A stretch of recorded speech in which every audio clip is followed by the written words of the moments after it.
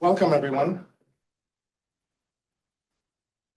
For those of you who don't know me, whom I haven't met today, my name is Stefanos Geroulanos. I'm the director of the Mark Institute, where I get to work with Sam Paul and Amy Nguyen and Lauren Lee, whom I thank you.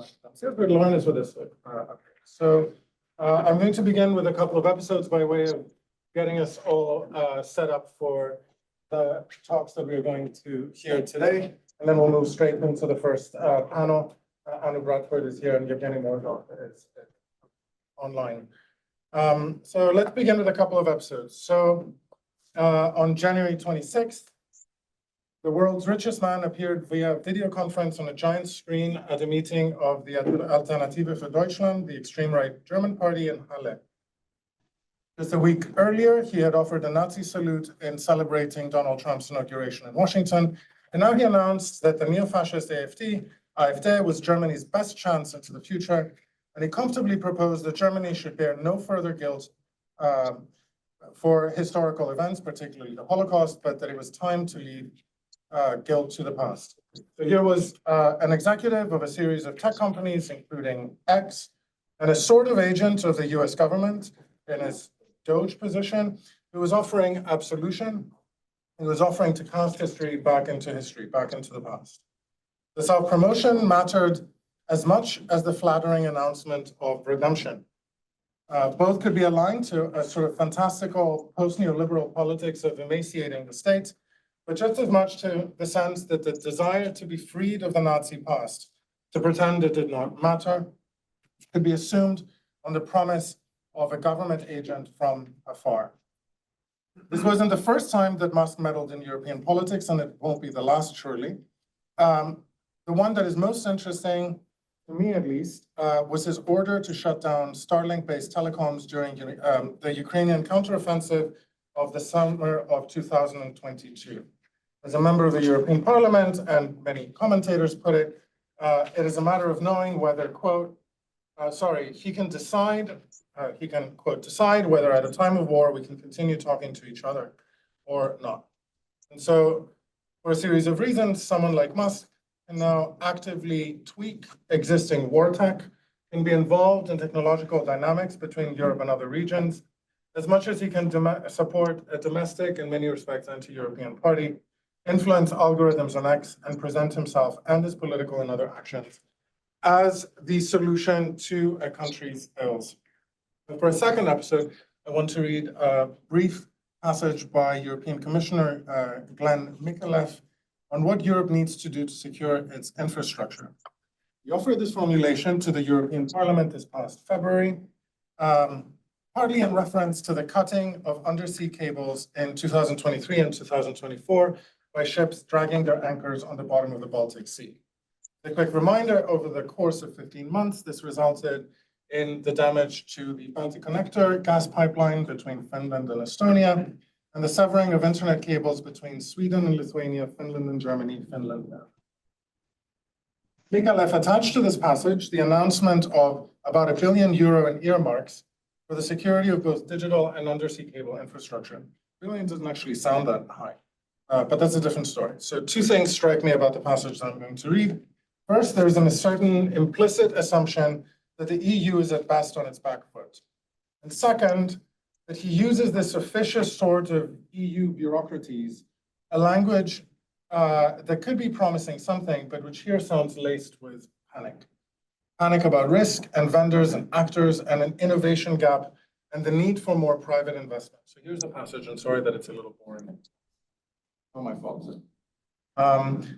The security, he says, of 5G and next generation networks, the backbone of our economy, remains very high on the EU's agenda, but the current implementation by member states of the 5G cybersecurity toolbox is still not satisfactory. New capacities have to be provided by existing or new actors to fill gaps left by high-risk vendors in the supply chains. The Commission will urgently explore ways to speed up its enforcement and implementation. Europe must remain competitive and must have the technologies it needs in order to secure its digital infrastructure. We must, it's the third must, we must close our innovation gap with global partners. Future applications such as automated driving or telemedicine will run on advanced networks that look increasingly like a computing continuum, ranging from chips and high-speed processors to connectivity, cloud, edge, software, quantum technologies, and AI. This is why we need to enhance and better coordinate research efforts and multidisciplinary cooperation, as well as why we need to improve access to finance by EU actors, including by coordinating public and private investments, end quote. So in this passage, the continuity of worrisome but also promising technological progress contrasts with the urgency of the security program. High-risk vendors, the absence of adequate investment, the advanced networks of the future, the failure of member states to implement a toolbox, the innovation gap with global partners, all of these expressions create a scene. And in brief, while the EU has proven relatively effective, or at least better at regulation, for example, with the Digital Services Act and the Digital Markets Act, this particular passage seems to offer much more of a sense that there's less of a vision and more of a list of overlapping worries and crises. When he asks, quote, to enhance and better coordinate research efforts and multidisciplinary cooperation, it feels like a recognition that a system of problems is in play and that the innovation gap, which sounds like it's out of Dr. Strangelove, is something genuinely urgent. Now, at Remark, for some time now, we have been turning our sights to the relationship between democracy, tech, and information, including through the Technology, the Environment, and the Future of Europe Fellowship Program that's been generously funded by OSF and that runs through to the end of this year, and now the Technopolitics and European Democracy Program that begins as of January. For some context, for those of you who are newcomers to Remark, and more generally because I think this makes clear why where I'm coming from for the current conference, let me recall the general agenda. Since its foundation by Tony Judd in 1995, Remark has pursued, as our remit says, the multidisciplinary and comparative study of Europe with a focus on ideas and current affairs. We could have fit very nicely into the European Commissioner's speech. And so in recent years, we have concentrated on major shifts taking place across the continent. For example, the ongoing decline of social democracy, really more than decline, an economic, intellectual, political, in some ways, moral collapse. The marginalization of Europe in world affairs, which is not nearly as important a loss, but which involves, nevertheless, changing relations to the US and China, increasingly awkward place of the European Union in politics and culture, now that the EU no longer serves as the clear horizon of Europe's future in a political and cultural imaginary, as well as on ideas and policy differentials regarding the ongoing climate disaster. It's within this context, as well as a separate context of our discussions of the European far right and authoritarianism, that the 2 days of this conference unfold. We're looking forward to hearing from you to move us ahead. What remains of Europe's technological sovereignty, per the title, is premised on the well-known assertion that freedom of information is essential to the exercise and survival of democracy. It is hard to remember a time when the management of information was changing as dramatically and surprisingly as it has been in recent years. The interests of tech companies, alongside their ownership of essential infrastructure from data centers to satellites, and their entwinement with the media and social media landscape, have rendered the movement of information increasingly precarious, owned, and ever more political. And meanwhile, some political parties are taking advantage of a new and somewhat amorphous landscape. This is especially the case on the far right, but just as much in growing efforts to lock down voters American style across the continent. European states and the EU move between regulation and anxiety about disinformation, and they are, as we saw in the earlier passage, deeply ambivalent about both the American and Chinese models for technological development.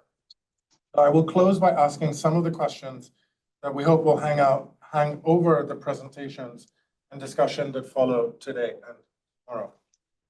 For example, how is the spread of information and myth conditioned by new technologies, and how do these affect political and cultural commitments today?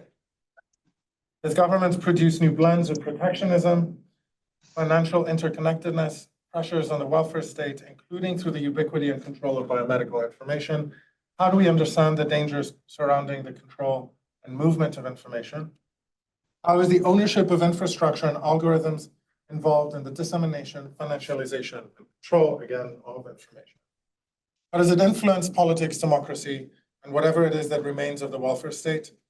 What do we make of the media ecosystem of the far right and its ostensible relinquishment of digital sovereignty in favor of territorial people management sovereignty? What other approaches to digital sovereignty are there to take into account, including in matters of regulation, but extending beyond it? Last but not least, how do we think about Europe's changing but still unclear geopolitical position, caught mostly on the back foot between the particular approaches of the US and China? So I want to thank Open Society Foundations, the Delmas Foundation, another anonymous donor, for supporting our work, both more generally, but especially for today. I want to thank a couple of commentators who stepped in very last minute, and a couple of speakers also who came in and really came in just for this trip. And finally, also, I want to thank my colleagues at Remark, Sam, Amy, and Lauren, for all the work that they've done to bring you here and to set up this discussion. The first chair is Nicolas Guilhot. I've asked chairs not to do introductions of the speakers because we have copies of the program where bios, often a little too abbreviated, are on the page. And without further ado, Nicolas, the floor is yours. Thank you very much. So I think my task has been made very simple.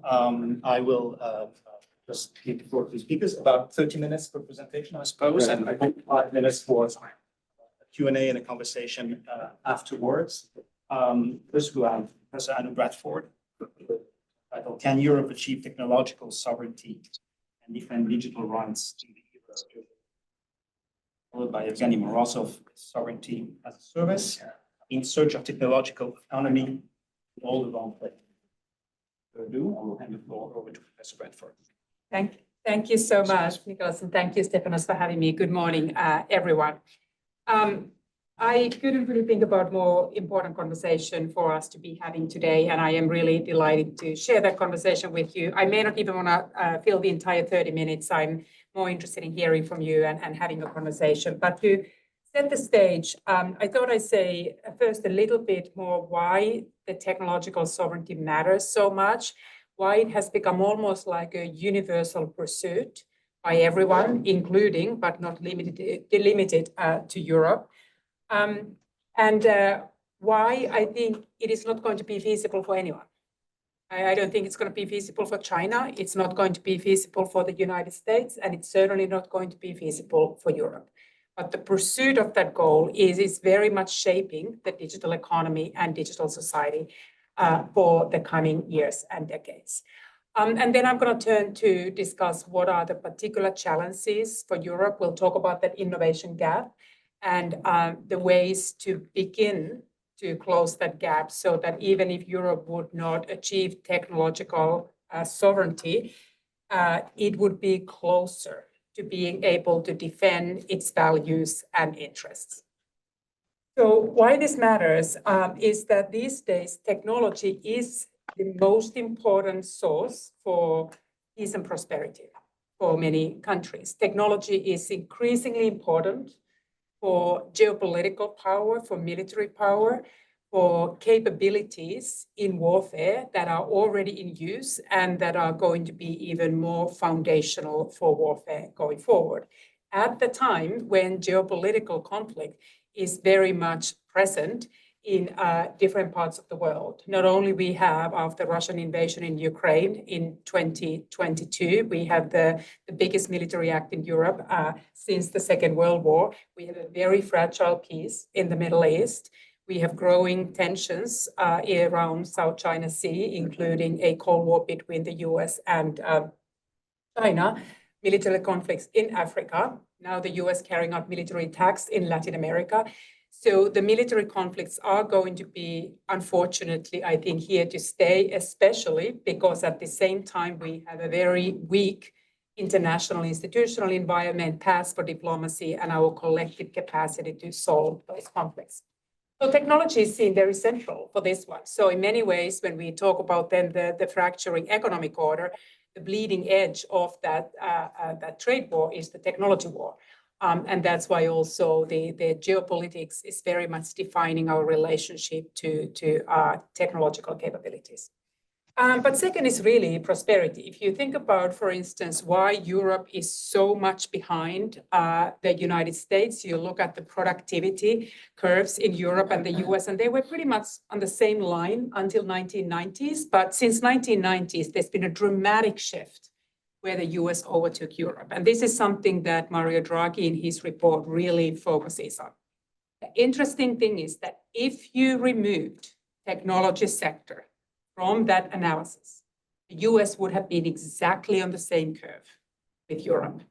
So the reason explaining Europe's economic struggles is that the Europeans missed internet revolution, whereas Americans really capitalized on that. So now there is this panic seeking in European thinking that we can't miss the AI revolution as well, or then this gap is just going to widen. So there's this whole idea that our path to prosperity, which is a key for European economic growth, but also its ability to fund its quality of life, including welfare states, really requires that competitiveness, requires that prosperity. And that is not going to be fixed unless there is greater set of technological capabilities. And finally, why technological sovereignty is important is to protect our democracy. So one question, I'm already going into whether any country is really technologically sovereign. So your example of Elon Musk controlling Starlink, and whether Ukraine, for instance, can launch a counterattack against Russia. Is that really an American decision? It's Elon Musk's decision. And the question is whether ultimately he would be giving his resources. He will not, Europeans cannot rely on him giving them to Europe, but they are also not US government resources. So these days, nobody's really technologically sovereign because it's the digital giants that are developing these dual-use technologies. So it's not Pentagon. Pentagon is relying on technologies developed in Silicon Valley that have military applications that Pentagon can rely on. So ultimately, also the states have become very dependent on these developers and providers of these technologies. So it matters for our democracy in also in ways how technologies like AI challenge our information environment, our ability to have conversations where we know what is true and what is not, and ability to manipulate our sense of reality and those conversations through phenomena like the deepfakes that we all worried about. So that's sort of the starting point why I think we all need to be laser focused on this conversation. What is at stake? It's our democracy, it's our prosperity, and it's ultimately peace on our continent in Europe and in the wider world. So why I think nobody's going to be technologically sovereign, even though these are the reasons they're pursuing it, is that the global digital economy is extremely integrated. And it is very difficult to think that any given country, including the strongest technology power, the United States, that now has an administration that is very focused on reshoring manufacturing to the US, reshoring the capabilities back to the US. So let me take one example of a key industry, which is semiconductors, which is very important hardware part also for artificial intelligence. That industry is so global that nobody can say that we actually can take care of semiconductor manufacturing in our own homes. And those are important for fighter jets, but they are also important for our computers, for our phones, for washing machines, for pretty much everything, for our cars. So semiconductors, one semiconductor to be completed, it can cross an international border 70 times. There are countries that have companies that control key aspects of that global supply chain. So for instance, now we have learned hard way, China controls rare earths. It can weaponize the interdependencies in terms of its ability to hold the supply of raw materials, which it did now vis-a-vis the US, which then caused President Trump to ease the US export controls to China, because the US is not technologically sovereign when it comes to rare earths. China is the one that leads there. The US does control the design We have NVIDIA. We have tremendous capabilities in design. The manufacturing of high-end semiconductors is controlled by Taiwanese company. But the equipment needed to manufacture those high-end semiconductors, the leader is the Netherlands. And some of the semiconductors can only be manufactured by ASML. But ASML relies on many other suppliers without which it cannot produce those machines, including chemicals, where only Japan and Japanese companies can produce some of those chemicals. So it is very difficult for any country to say we are going to be technologically sovereign when it comes to semiconductors. Okay, so even if technological sovereignty is now universally a goal, even if it's universally unattainable, let's look at what it means for Europe. So Europe has particular challenges in the field of technology. I already alluded to having largely missed the internet revolution. And if you look at various statistics, it looks really bad for Europe. If you think about comparing now for a moment just the United States tech sector and European tech sector. There's this view now that Europeans regulate and Americans innovate. I think it's a really simplistic narrative, and I am going to challenge that. But it is true that sometimes when I ask the room full of people to name a European tech company, it takes them a while, but they're very quick to name the GDPR, the General Data Protection Regulation. So the Europeans know that they don't have the world-class tech companies. There is no European NVIDIA, there is no European Google, there is no European Meta, there is no European. And if you look at then how important they are for these countries' economy, I'll just give you a few examples. NVIDIA's market cap is 30% larger than the market cap of the entire German stock exchange. Think about that for a moment.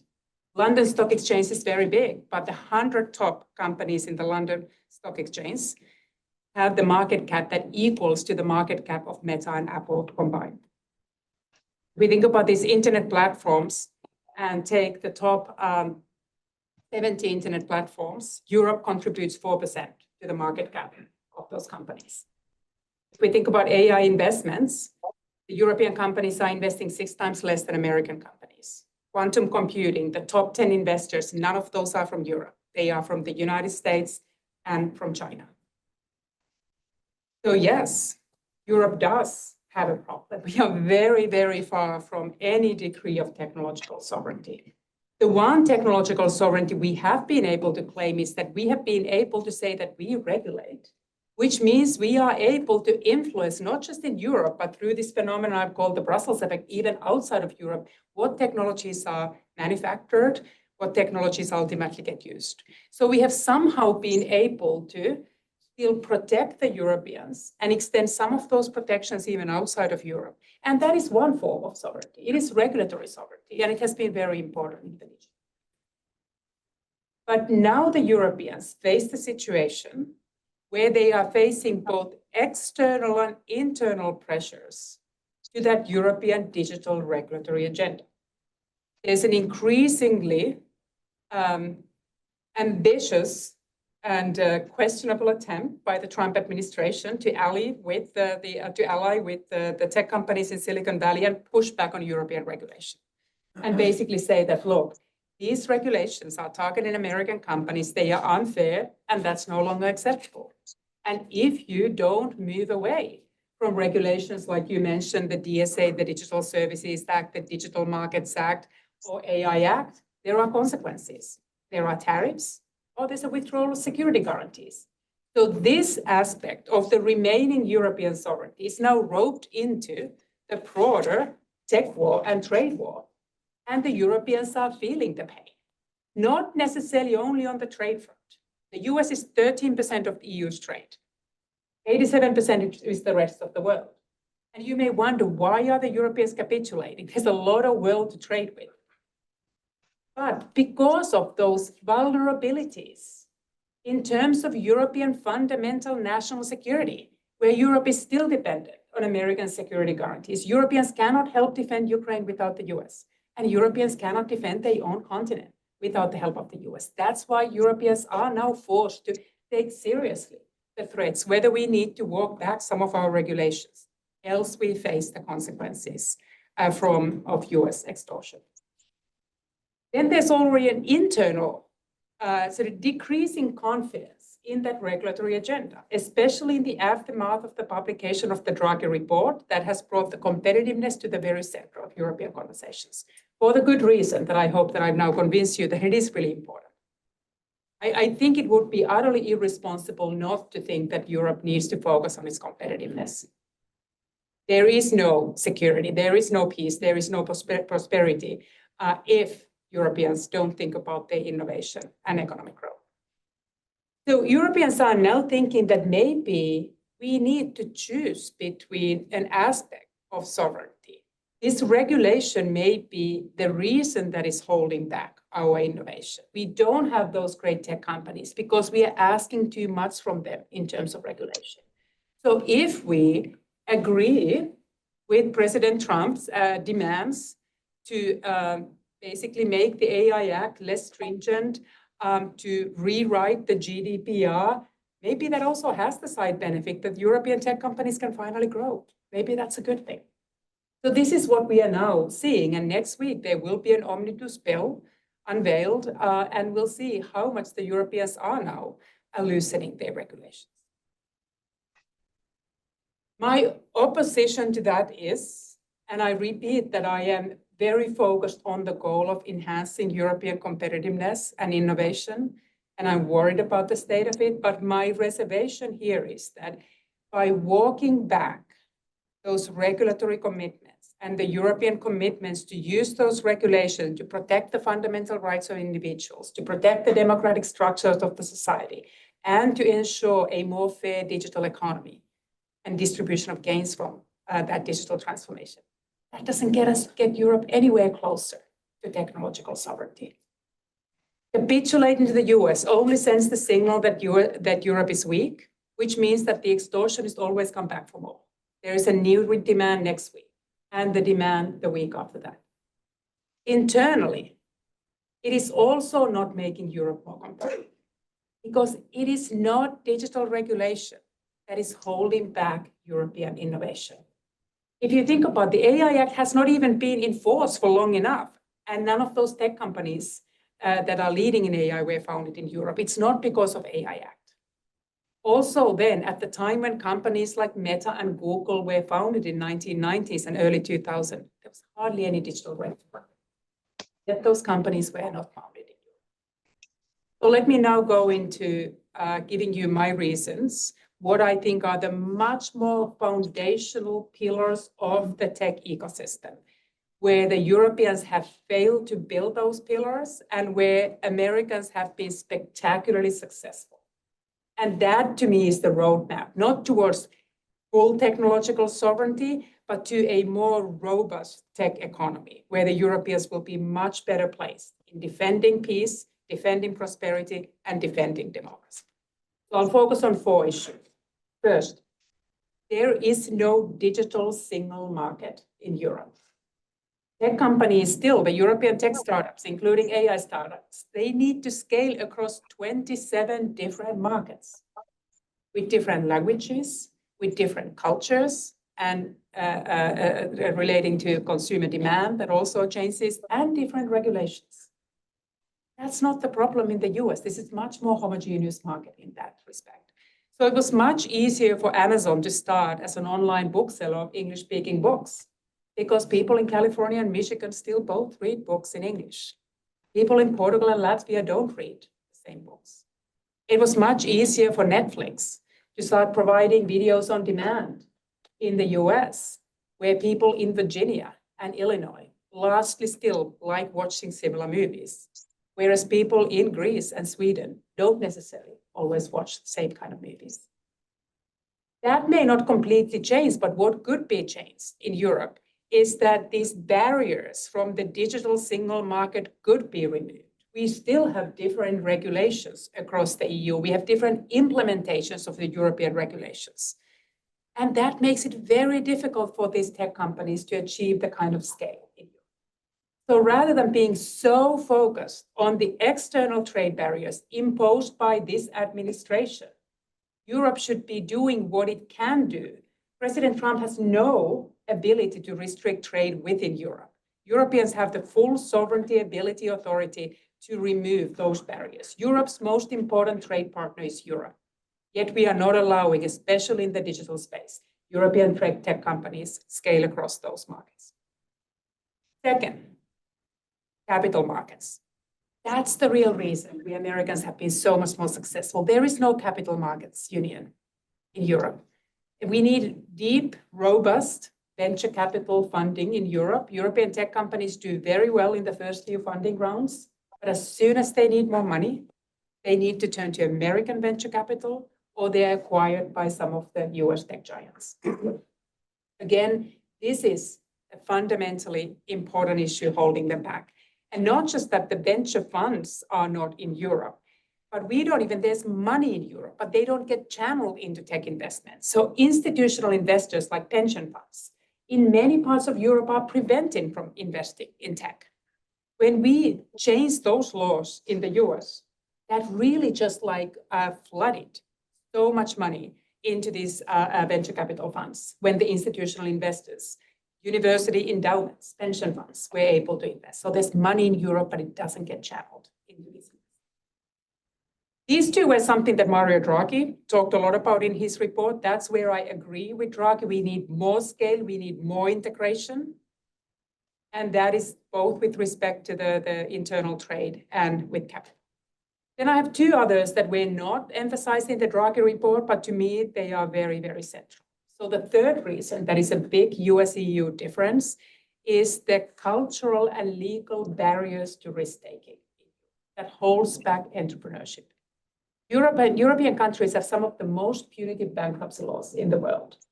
You start a company and you fail, you're done. You never raise money again. You can't be expecting companies to try to do really hard things like they do now with AI if they know that they don't have a second chance. Whereas in the US, it's built into this venture capital model. Of course, you fail when you do hard things. So you start a company here, you go through bankruptcy, and then you go and raise more money. And guess what? They give you more money because you're working on big things. And that's, I think, something that the Europeans also need to do. They need to take a very hard look at the bankruptcy laws. But there are also cultural attitudes. Europeans are much more risk averse than Americans. There's a lot of stigma around failure, whereas here it's kind of the rite of passage. And that's also something that we need to think about how we can change culturally. The final thing, and this to me is absolutely fundamental. You cannot be the leading technology superpower if you don't have the leading innovators. And Americans have had a tremendous advantage in being able to recruit from the global pool of talent. Immigration is a huge part of the success story of this nation. If you think about the over $1 billion startups in the US, over 50% of those have an immigrant founder. If we think for a moment, just the leading tech companies, the household names and they founders, just think about this. Steve Jobs, the founder of Apple, son of a Syrian immigrant. Jeff Bezos, the founder of Amazon, second generation Cuban. Elon Musk, the founder of Tesla, SpaceX, and others, was born in South Africa. Eduardo Saverin, the co-founder of Facebook, Brazilian.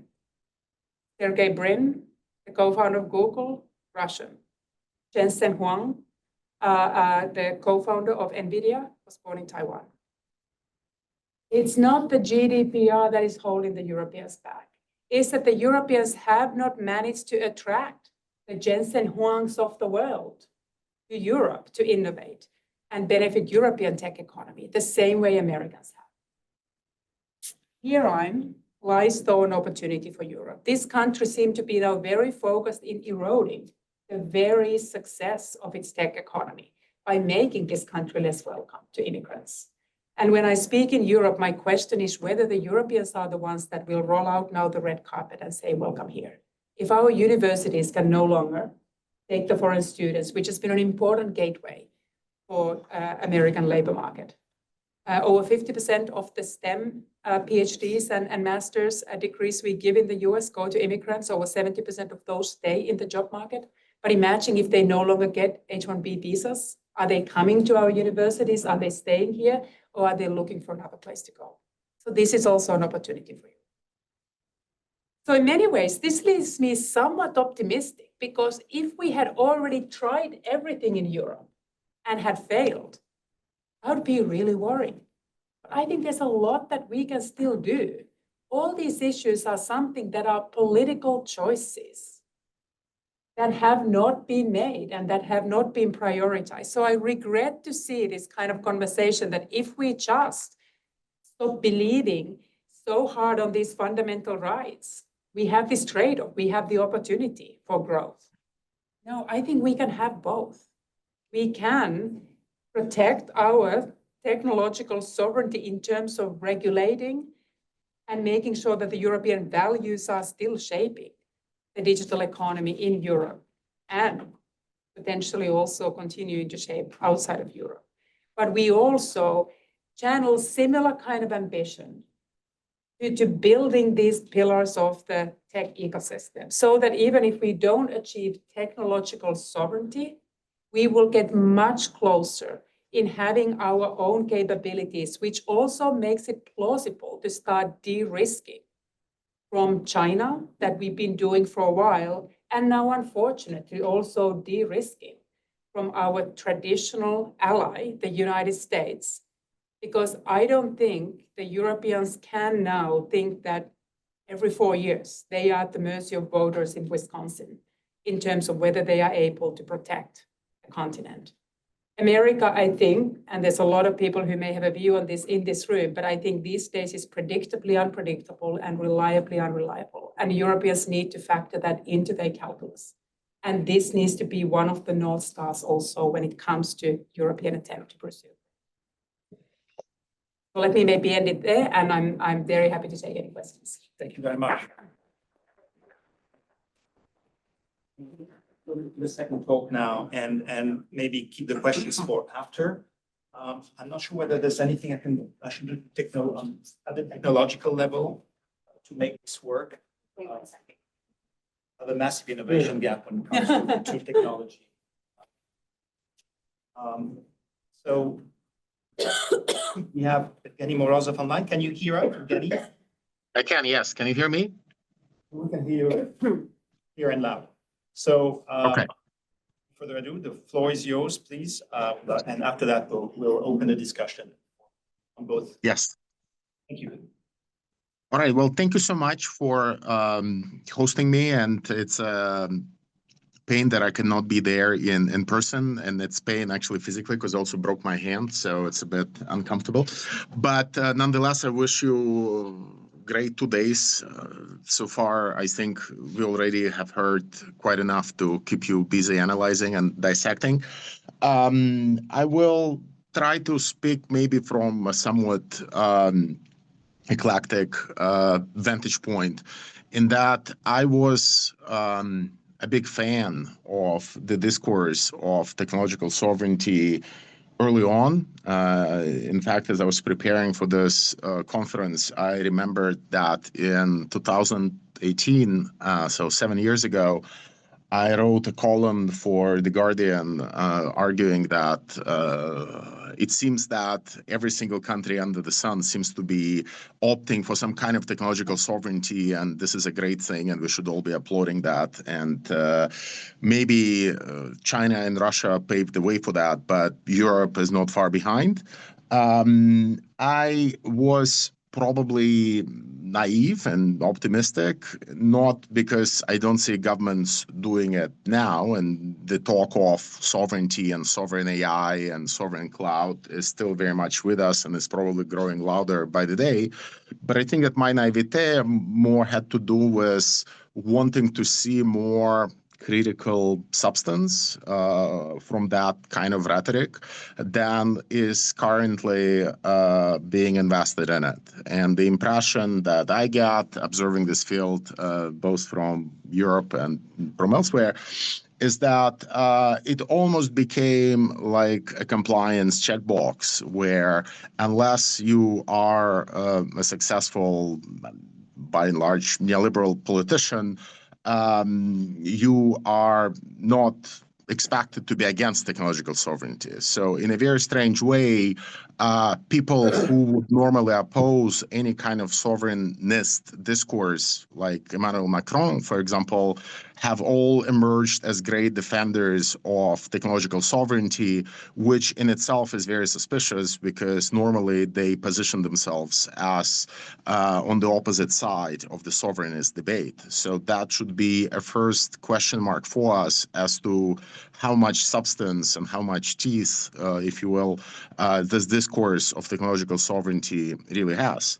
And of course, partly it's a supply and demand issue, but because there is pressure from the governments to show that they are doing something to carve out some technological sovereignty, there is no shortage of solutions, many of them coming from the corporate sector, that allow the governments to have this easy sign-off on the sovereign agenda and essentially say that, yes, we are building sovereign AI and we are building a sovereign cloud. And if you start looking closer at it, the real substance of that is very much in question. And I remember very well when 4 or 5 years ago, there was still a very robust debate and a very kind of optimistic set of expectations about something called Gaia X, which was supposed to be Europe's sovereign cloud proposal, which I think is still alive, but in very weakened state. One of the companies that applying to join it was Palantir, which wasn't, of course, European, and in any kind of serious analytical framework would actually be identified as possibly one of the possible threats to European technological sovereignty rather than its enabler. But that did not raise, I think, a lot of alarms among the European policymakers pushing for it. My growing skepticism about the ability of this concept to both deliver substance in terms of what governments should be achieving, but also in terms of delivering some critical purchase on what's going on, if you look at it from the more critical analytical side, has probably also to do with the fact that I spent a good amount of time over the last 4 or 5 years studying Latin America in the late 1960s and early 1970s, where there was actually a debate about technological sovereignty, but it was coming out from a very different set of concerns and preoccupations than in today's Europe. Back then, it was very much tied to the question of economic sovereignty, first of all. So the idea that we need to be technologically sovereign, it was not sovereignty for military sake or national security sake. It was sovereignty for the ability to develop one's own industry and to industrialize and to eventually become economically sufficient and not be pushed around by foreign companies, first of all. But it was not just about foreign companies. And this is where I think there is a little bit of a danger of falling for the sovereignty discourse today, because ultimately the framework that guided all those discussions back in the late 1960s, early 1970s, was very much tied to dependency theory and to the idea of the core and the periphery. And it was very much aware of the fact that there are states involved and the states have very different interests. And the interests of those states, in turn, stand in various ways to the interests of the corporations that operate out of those states. But it was very hard to miss the fact that countries like Chile or Peru or Argentina, before the authoritarian coups, were trying to defend themselves from, were ultimately American companies, and they're very much deeply embedded with the CIA and the Wall Street and all sorts of other state and semi-state actors. And in that sense, today's discussion arrives in a very different intellectual climate and ideological climate, and there is almost a parallel track happening with discussions about techno-feudalism and to what extent these new companies are the new feudal lords that are getting sovereignty away from governments. And again, I'm very, as you know, I've written a very long piece about it for New Left Review and kind of contributed a lot to this techno-feudal debate discussion.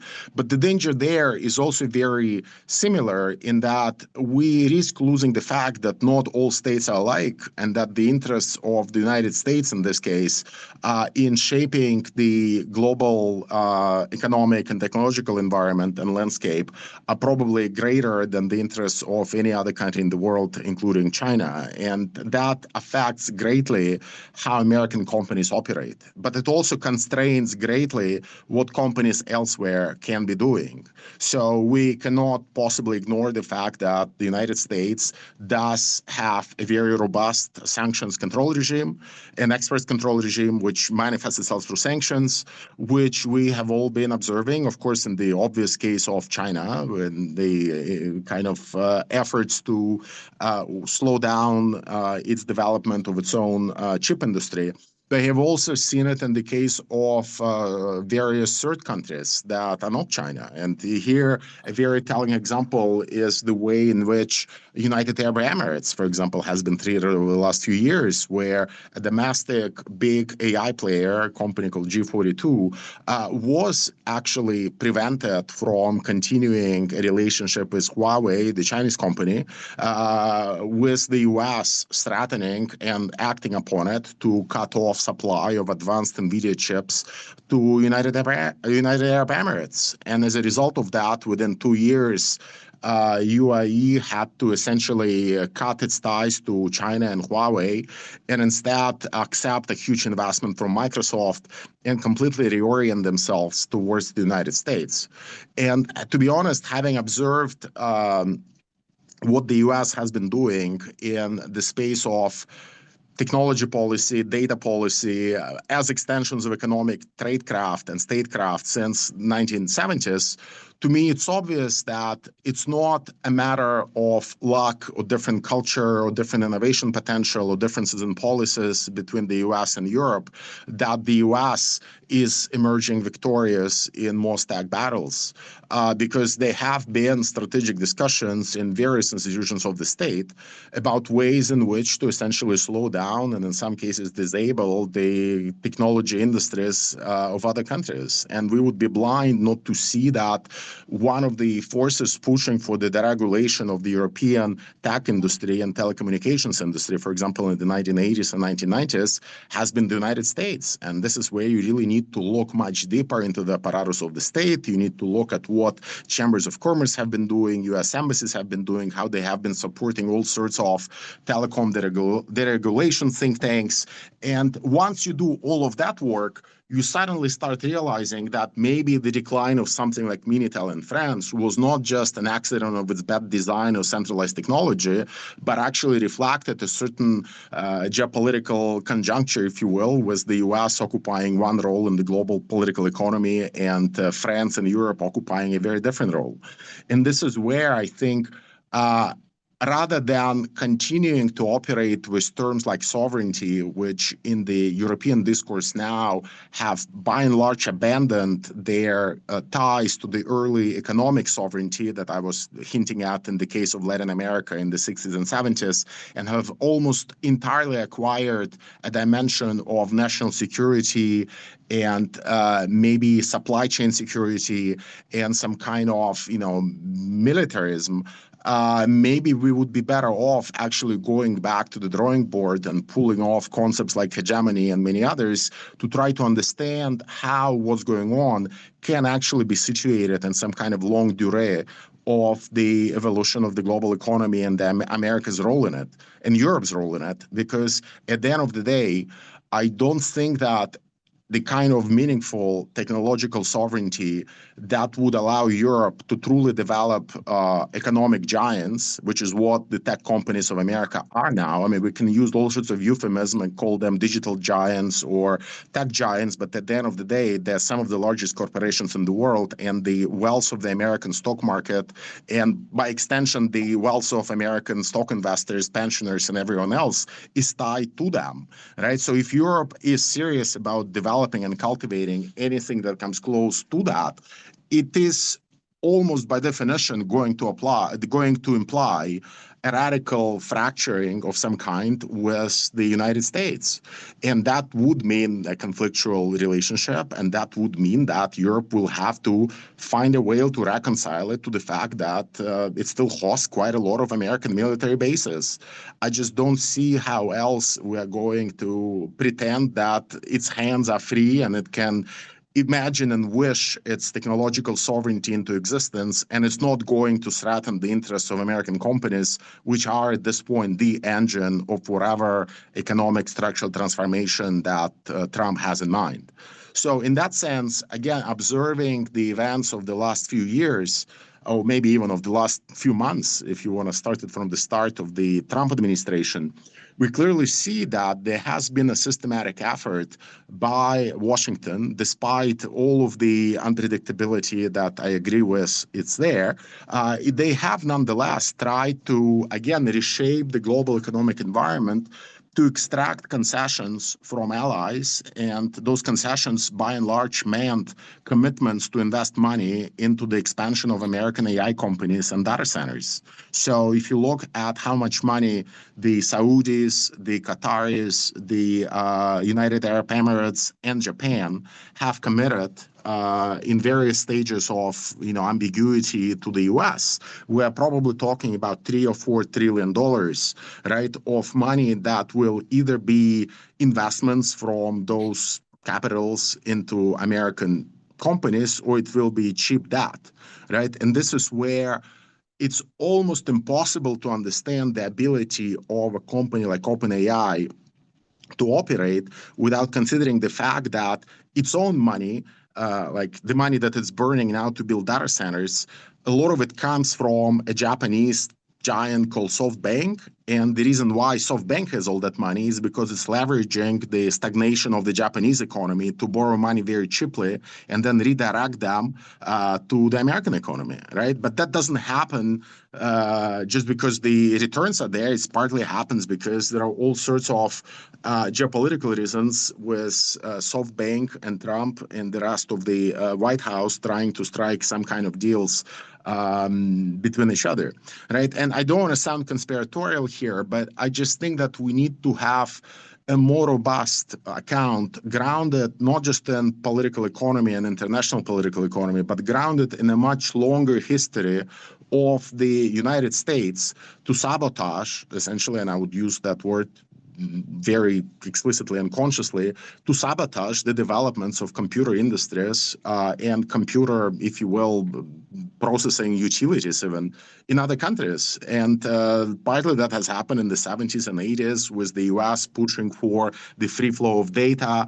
Partly it happened with the US using and leveraging its position in WTO and the previous trade rounds to essentially force countries to purchase heavily subsidized American equipment instead of building and cultivating their own technological facilities. In some cases, it coincided with broader strong-arming economies like Japan's, so that Japan ended up losing the computer race. Again, I would argue not because of culture, but because of the fact that in the mid-1980s and early 1980s, there was an organized effort to essentially present it as an almost Oriental threat of some kind, an Orientalist way presented as a foreign threat of some kind, and to essentially do everything in its power to weaken the Japanese economy, which did not just happen, of course, through technology measures. It happened through financial measures, Plaza Accords, and many other interventions.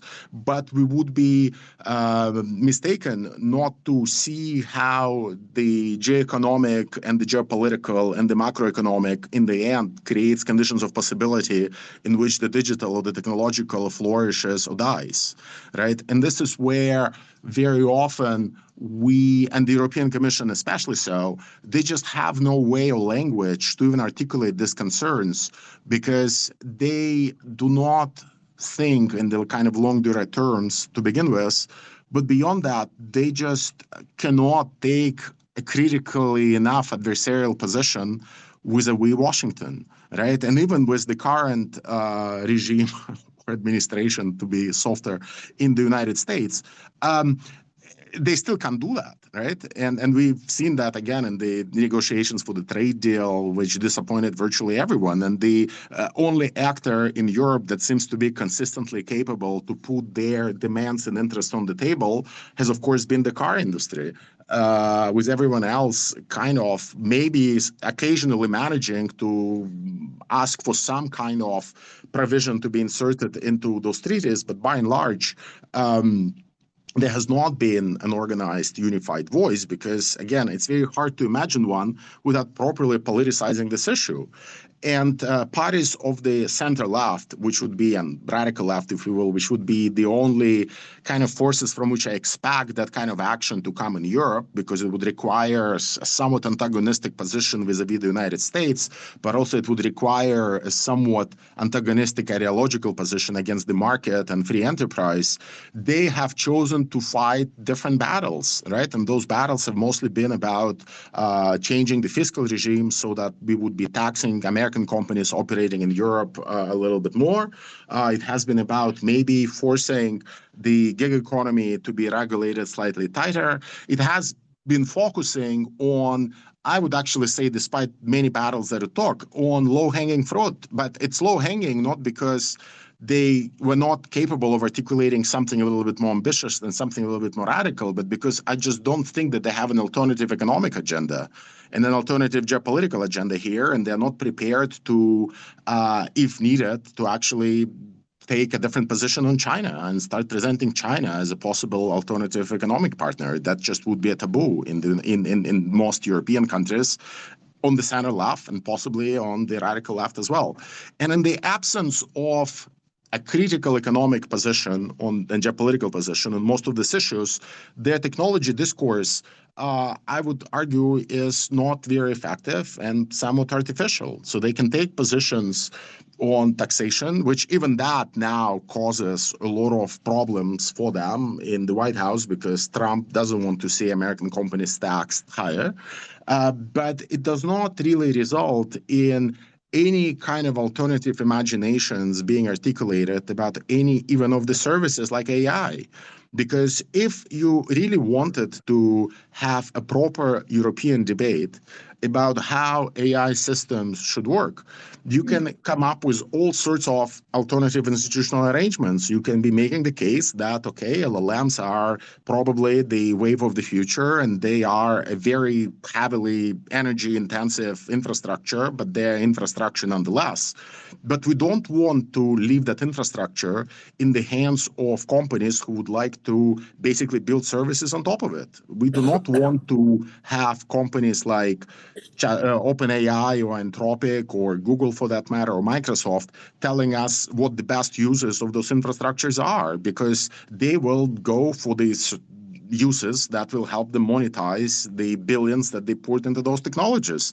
So they will be telling us that education is writing prompts and getting ready-made essays out of ChatGPT instead of actually thinking much more creatively and radically about what LLMs can do to help turn you into a better thinker or better writer.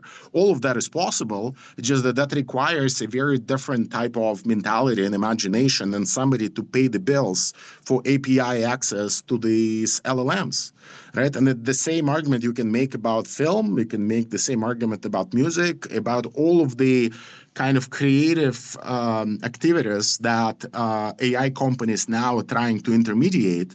Like, their model is very obvious. They just want to make sure that you stop thinking and you stop making film and you stop making music as a practitioner and skilled craftsman. And instead, you'll pay them $20 to just get ready-made products cheaply so you can use them elsewhere to advance in your career or in your gather reputation online or to get some kind of reputational currency. I mean, that's the model. That's obviously not the model of the European welfare state and public institutions and all of the funding that over the last decades and centuries went into funding public art and education and so forth, where the idea is that we need to build and cultivate an educated citizenry with skills, with some kind of potential so that people can reach their full potential regardless of their class standing or religious standing or gender or whatnot. So that kind of much more Enlightenment era, if you will, vision of skill and skilled citizenry, it's nowhere on the horizon in the kind of AI landscape dominated by OpenAI or Anthropic, right? And the only way to get there is to start thinking of ways of decoupling services from infrastructures, for example. And of course, what counts as a service and what counts as an infrastructure will always be flexible and will always be in flux. And I'm not saying to establish any kind of permanent divisioning, but this kind of work would need to be done. But that would also require almost a frontal assault on the very companies that are now touring European capitals to get subsidies to build more data centers. Right, and no European government, so far that I know of the center left, and there are very few of them left, one in Spain and maybe there are a few others, are prepared to take on that challenge because for them, for all sorts of ideological reasons and geopolitical reasons, it's much more advantageous to be seen shaking hands with Sam Altman because the AI industry is still seen as a harbinger of progress and an enabler of innovation and whatnot, even though, again, if you look at reality, this is an industry that bent itself almost entirely before Donald Trump in the second administration, right? But in the first one, we have seen some critical voices. You might remember Sergey Brin going to the San Francisco airport to protest against the first the first ban on what so-called Muslim countries, right? In 2017, I believe it was. I mean, now we've reached a point where if Trump were to ask Sergey Brin to drive people to the airport to get deported, he will probably drive that Uber, right? This is the degree of kind of very, I think, awful attitude and kind of an extremely despicable behavior that Silicon Valley has. So having European social democratic leaders shake hands with the leaders of that industry while at the same time declaring their affection for technological sovereignty, I just find that a bit hard to watch and hard to swallow. And again, it's not somehow me denying the benefits of cultivating more autonomy or more space for maneuver inside Europe or European capitals for that matter.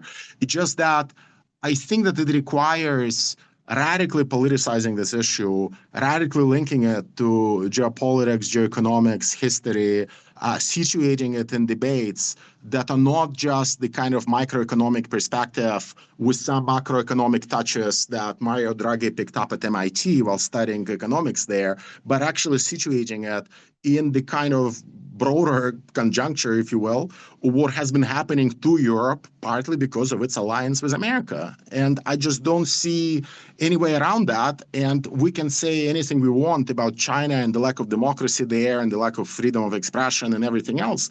But there, the problem has been posed correctly. Like if I were to think about which is one country that has kind of applied the lessons of Latin America's failed struggle for technological autonomy and independence and sovereignty of the late 1960s and early 1970s, that would be China, because they never drew any separation between the struggle for technological sovereignty on the one hand and geopolitics and economic sovereignty on the other. And it was always seen as a problem, not of them controlling foreign companies or American companies for that matter. It was always a matter of them competing for the hegemonic spot with the US in the global economic system, right? And we, again, can debate as much as we want how what the cost of that has been in China of achieving all of that, but we cannot deny that it has brought them results that European, much more refined, nuanced discussion of these matters has not. And this is where I think Europe should just show a little bit more humility and be learning more from countries and regions that it traditionally dismisses as somehow antithetical to its values or unable to somehow deliver on the great promise of autonomy and enlightenment and whatnot. So maybe I will stop here, and we will still have time for questions to tackle some of that in more depth. Thank you so much. Thank you, Evgeny.